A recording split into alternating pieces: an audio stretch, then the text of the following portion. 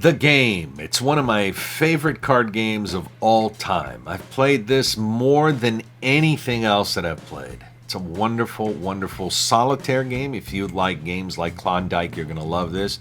And also a cooperative game with up to 5 players. And, you know, if I had a business with employees, I might use a game like this in the interviewing process because you learn a lot about people when you play cooperative games. When you play games in general with people, but cooperative games, some people get angry and some people just don't work well with others. So, yeah, if I might use this in the interviewing process. But anyway. The game, and I'll put some more information in the description below about how to play it. You can also watch a run through of this, a playthrough really. One of my favorites is from Game Night. They played this game back in season 3, and I've watched that 2 or 3 times already. Really enjoyable to watch them play this. But let me show you some of the cards. Basically, they're just number cards from 2 to 99. They got this skull design. The game was nominated for the Spiel des Jahres in 2015. Some people in the board gaming business were surprised by that. I wasn't. It's a family-friendly game.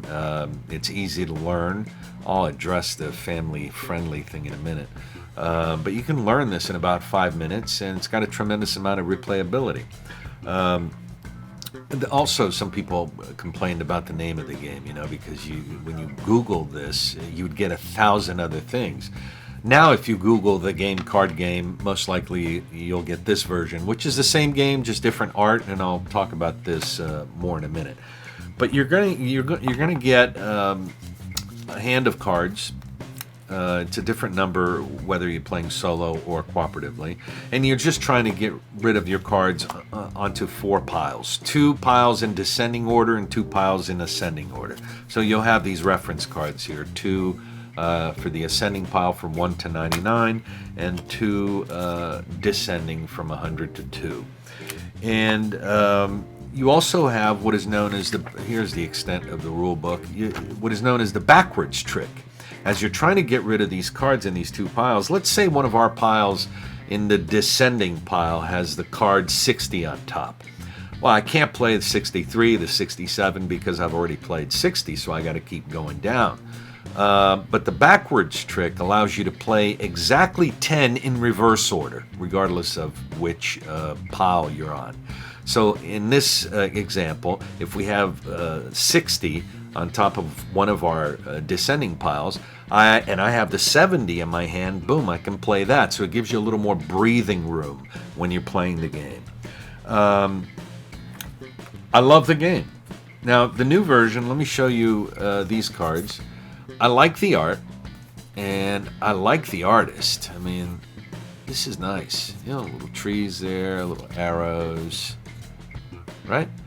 The only problem I have with this is that when it's on the table, it looks like my cat threw up. And it's not the colors, it's the busyness of the cards.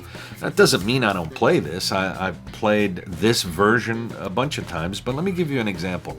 This card, for instance, this design is the number's a little camouflaged on there. I have to look twice at it, whereas opposed to, boom, look at that. The contrast there is very clear,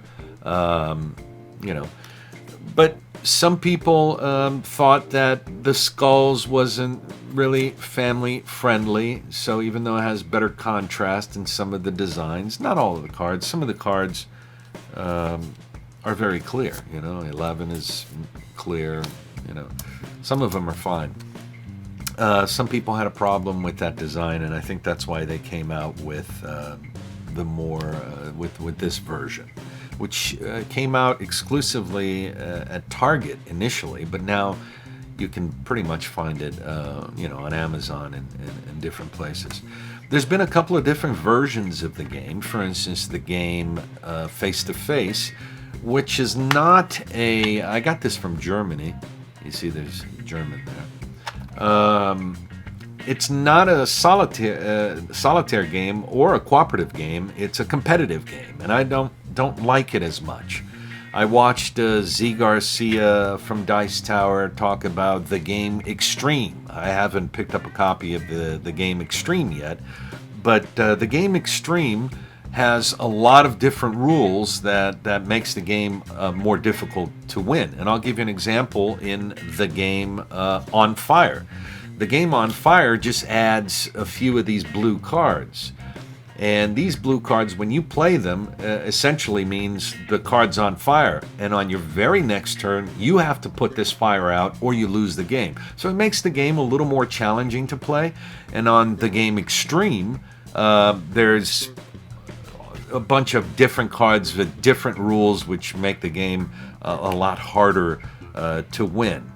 Now, essentially, in the game, you're trying to get rid of all your cards, but, you know, in the rule book, if you individually or cooperatively end up with 10 or less cards, that's considered a victory.